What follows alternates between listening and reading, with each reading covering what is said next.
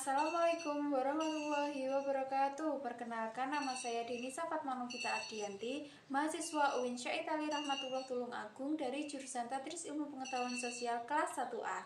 Baik semuanya, di video kali ini saya akan menjelaskan sedikit materi mengenai SPSS. Tahukah kalian apa sih sebenarnya SPSS itu? Kalau kalian mau tahu, mari kita simak video berikut ini ya. Sebelum masuk pada bab pembahasan, maka akan saya kenalkan dahulu tentang istilah-istilah yang sering disebut dan digunakan dalam analisis data statistik beserta pengertian singkatnya, yaitu sebagai berikut. A. Penelitian.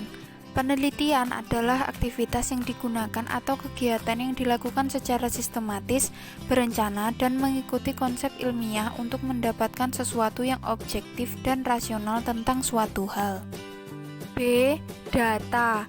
Data adalah sesuatu yang digunakan atau dibutuhkan dalam penelitian dalam menggunakan parameter tertentu yang telah ditentukan, misalnya data jumlah penduduk, data berat badan, data sikap konsumen, dan laporan keuangan suatu perusahaan, data tes, dan lain-lain. Jenis-jenis data adalah sebagai berikut. 1. Data kualitatif. Data kualitatif adalah data yang dinyatakan dalam bentuk bukan angka, tetapi berbentuk kata, kalimat, gambar, atau bagan. 2. Data kuantitatif. Data kuantitatif adalah data yang dinyatakan dalam bentuk angka. Tipe-tipe data kuantitatif adalah sebagai berikut. A. Data nominal, B. Data ordinal, C. Data interval, dan D. Data rasio.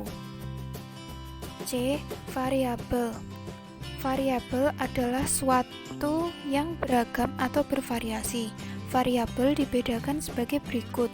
1. Variabel tergantung atau variabel dependent adalah variabel yang dipengaruhi oleh variabel lain yang sifatnya tidak dapat berdiri sendiri. 2. Variabel bebas atau variabel independen adalah variabel yang mempengaruhi variabel lain yang sifatnya berdiri sendiri.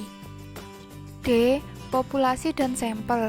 Populasi adalah suatu kelompok atau kumpulan subjek atau objek yang akan dikenai generalisasi hasil penelitian, sedangkan sampel adalah bagian dari populasi yang akan diteliti.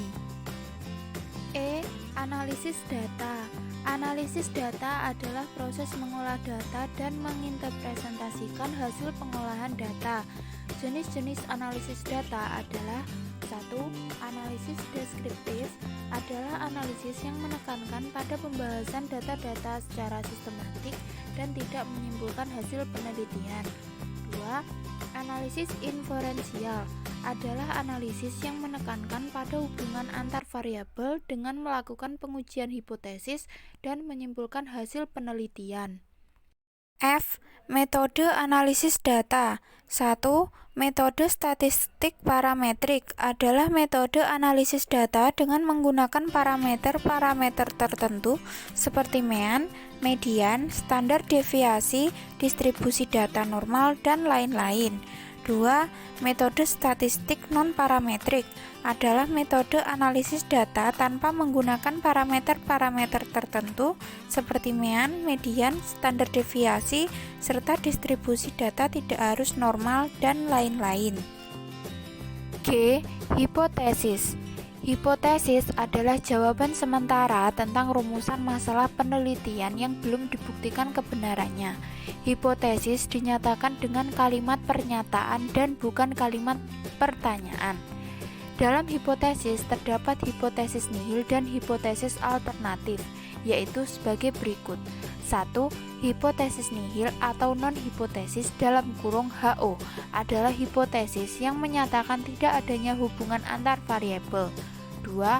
Hipotesis alternatif atau hipotesis kerja dalam kurung HA adalah hipotesis yang menyatakan adanya hubungan antar variabel. H. Uji hipotesis. Uji hipotesis adalah pengujian yang bertujuan untuk mengetahui apakah kesimpulan pada sampel dapat berlaku untuk populasi atau dapat digeneralisasi. I. Signifikansi. Signifikan artinya meyakinkan atau berarti. dalam penelitian, signifikan mengandung arti bahwa hipotesis yang telah terbukti pada sampel dapat diberlakukan pada populasi. Jika tidak signifikan, berarti pada sampel tidak berlaku pada populasi atau tidak dapat digeneralisasi. J. Probabilitas. Probabilitas atau p-value adalah peluang munculnya kejadian. Besarnya peluang melakukan kesalahan disebut taraf signifikansi atau tingkat signifikansi. Jadi taraf signifikansi bisa dinyatakan dengan probabilitas atau nilainya sama. Misal ada 100 kejadian dengan probabilitas 5%. Artinya bahwa peluang munculnya kesalahan akan terjadi sebanyak 5 kali dalam 100 kejadian. K. Kurva normal. Kurva normal menggambarkan daerah penerimaan dan penolakan HO. Jika pengujian dua sisi gambar kurva adalah sebagai berikut. L. Degree of freedom. Degree of freedom atau DF adalah derajat ketergantungan banyaknya observasi atau N dan banyaknya variabel independen. DF ini digunakan untuk menentukan nilai kritis. Sekilas tentang SPSS. SPSS adalah program atau software yang digunakan untuk olah data statistik. Dari berbagai program olah data statistik lainnya, SPSS merupakan yang paling banyak digunakan dan diminati oleh para peneliti. Dahulu, SPSS digunakan untuk olah data statistik pada ilmu sosial saat itu. Kepanjangan SPSS adalah Statistical Package for the Social Science.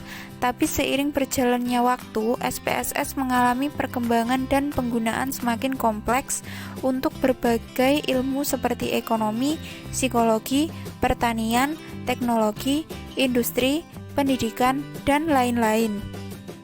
Sehingga kepanjangan SPSS berubah menjadi Statistical Product and Service Solution. Program SPSS dibuat pada tahun 1968 oleh mahasiswa Stanford University. Saat itu dioperasikan pada komputer mainframe.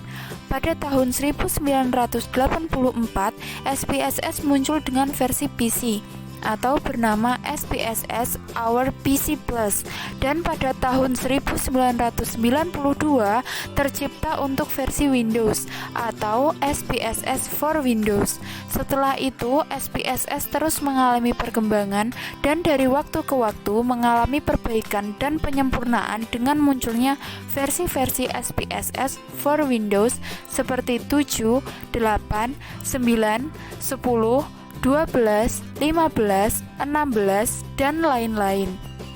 Langkah-langkah pengolahan data SPSS sangatlah praktis. Setelah data diinput pada SPSS Data Editor, kemudian kita mencari alat analisis yang diperlukan, memasukkan variabel dan lain-lain. Kemudian klik OK. Setelah itu, proses olah data dilakukan dengan sangat cepat, singkat, akurat, cermat, handal, dan muncullah output data. Langkah-langkah tersebut dapat digambarkan sebagai berikut. Analisis dengan program SPSS. Analisis yang dibahas pada buku ini telah menekankan pada penggunaan metode statistik parametrik. Hal ini mengingat banyaknya analisis data pada mahasiswa menggunakan metode ini. Berikut ini digambarkan tentang analisis dan pengujian yang dibahas dalam buku ini beserta alat analisis SPSS yang digunakan sebagai berikut. Sekian dulu video dari saya, semoga bermanfaat untuk kita semua ya. Ada kurang lebihnya saya mohon maaf yang sebesar-besarnya. Terima kasih. Wassalamualaikum warahmatullahi wabarakatuh.